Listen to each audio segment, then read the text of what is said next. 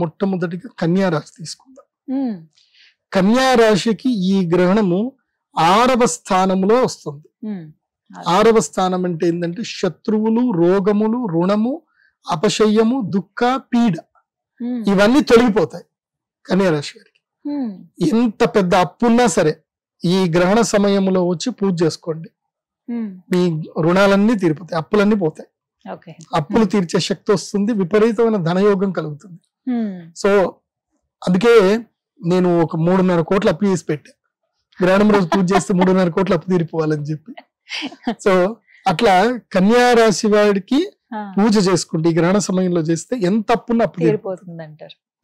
అంటే ఆ వ్యాపారంలో ఉంటేనే ఆ శక్తి సామర్థ్యాలు కలుగుతాయి, ఆపర్చునిటీస్ క్రియేట్ అవుతాయి. సో దాన్ని సద్వినియోగం చేసుకోండి. శత్రు బాధ మొత్తం పోతుంది.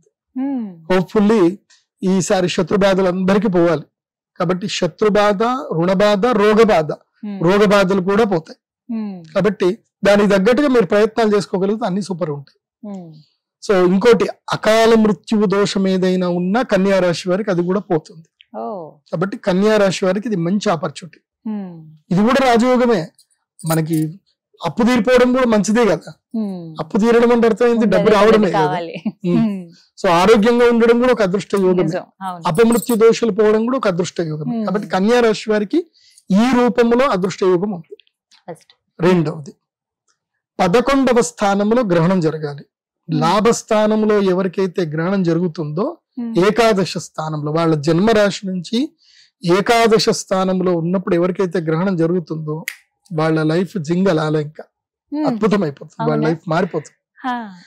వాళ్ళకి ఏంటంటే ఇక లైఫ్ టైం ఆపర్చునిటీ ఇది. అంటే ఆల్ రౌండర్ అనమాట, ఆల్ రౌండ్ ఆపర్చునిటీ. లాభస్థానంలో గ్రహణం జరిగితే ఆల్ రౌండ్ ఆపర్చునిటీ.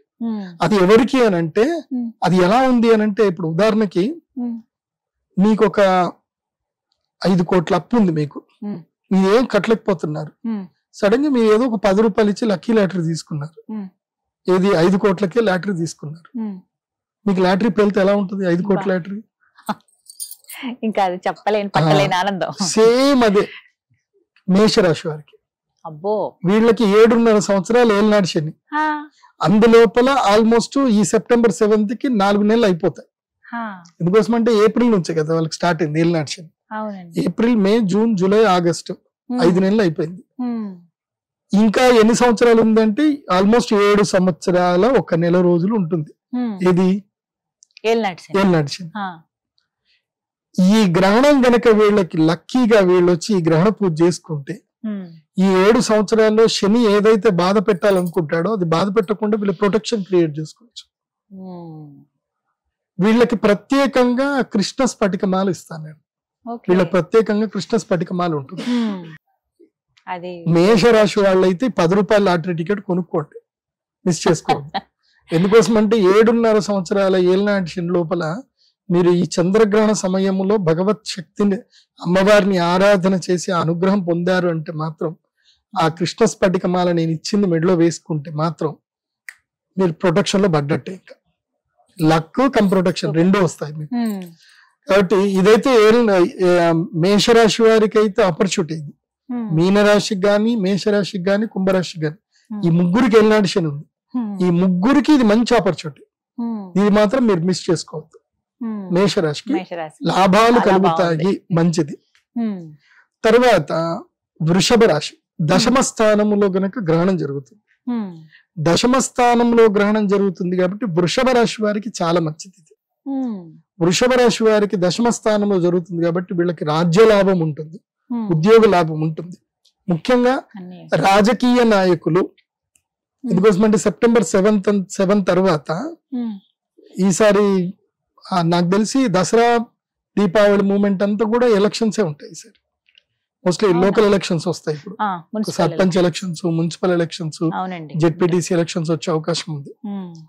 వృషభ రాశిలో పుట్టిండి మీరు రాజయోగం రావాలి అనుకుంటే గ్రహణంకి వచ్చి కూర్చోండి.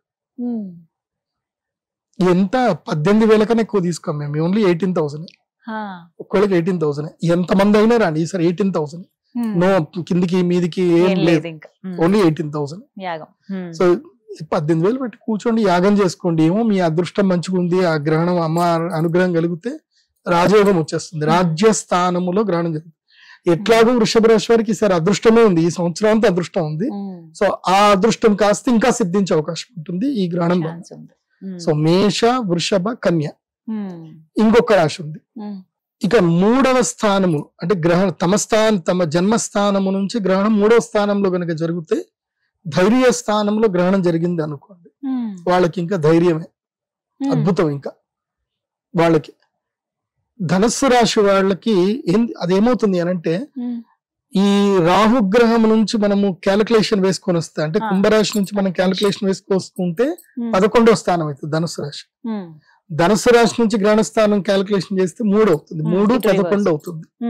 సో గ్రహణము నుంచి లాభస్థానములో గ్రహణం జరుగుతుంది. ఎప్పుడైనా గుర్తుపెట్టుకోండి, దృష్టి కూడా ఉంటుంది. రాహు యొక్క దృష్టి 11వ స్థానంలో దృష్టి పడింది అనుకోండి, లాభం కలుగుతుంది. కాబట్టి ధనుస్సు రాశి వారికి it's time to start new ventures. ఏవైనా సరే కొత్తగా ఏదైనా బిజినెస్ చేయాలి అనుకున్నా, ఏదైనా దాని స్టార్టప్స్ అంటారు, స్టార్టప్ చేయాలి అన్న వండర్ఫుల్ ఆపర్చునిటీ. ఈ 60 రోజుల్లో మీరు ఏదైనా కొత్త బిజినెస్ స్టార్ట్ చేసుకోండి.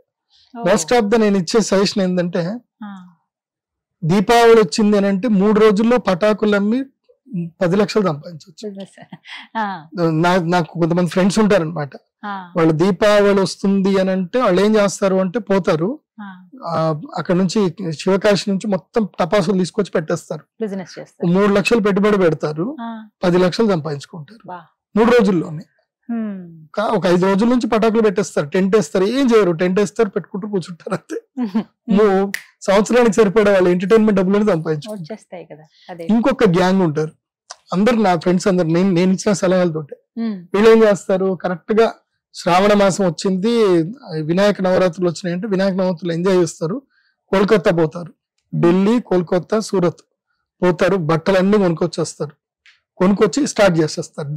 ఇంకేంది, దసరా స్టార్ట్ అయిందనంటే కొత్త బట్టలే కదా, దసరా, దీపావళి, కొత్త బట్టలు. వెళ్ళి 50 రూపాయలకి జీన్స్ ప్యాంట్ కొనుక్కొస్తారు, దాన్ని 400 రూపాయలకి అమ్ముతారు. 100 రూపాయలకి టీ షర్ట్ కొంటారు, బ్రాండ్ టీ షర్ట్స్ 100 రూపాయలకు కొంటారు, 600, 800, 1000 రూపాయలకి అమ్ముతారు. మంచి వ్యాపారం చేసుకుంటారు వాళ్ళు. 15 రోజుల లోపలనే 10 లక్షలు పెట్టుబడి పెడతారు, 1 కోటి రూపాయలు సంపాదించుకుంటారు. సో నేను ధనుసు రాశి వాళ్ళకి అందరికీ చెప్తున్నా ఇది. ఎందుకోసం అంటే ప్రదీప్ జోషి ఇంటర్వ్యూ చూస్తే కొంచెం లాభం ఉండాలి, ఐడియాలు రావాలి, ఉచితంగా సలహాలు ఇస్తాను కాబట్టి ఇది సద్వినియోగం చేసుకోండి. ఇలా ఇవి షార్ట్ టర్మ్ బిజినెస్, ఇవన్నీ కూడా ఉద్యోగాలు చేసే వాళ్ళు పాపం వాళ్ళ జీవితంలో ఏం చేయలేరు, డబ్బులు కూడా పెట్టుకుని షార్ట్ టర్మ్ లో పెట్టుబడి పెట్టి లాభాలు తీస్తారు. కాబట్టి ధనుసు రాశి వారికి ఇది ధైర్య స్థానంలో జరుగుతుంది కాబట్టి మంచి ఆపచ్చు, వాళ్ళకి కూడా మంచి లాభాలు. కాబట్టి ఈ 4 రాశులకి యోగం మంచిది. మొత్తం మీద సెప్టెంబర్ 7వ తారీఖున వస్తున్నటువంటి చంద్రగ్రహణం రోజు ఈ 4 రాశుల వారికి చాలా బాగుంటుందని అంటారు. ధన్యవాదాలు గురుగారు, నమస్కారం. శ్రీమాత్రే.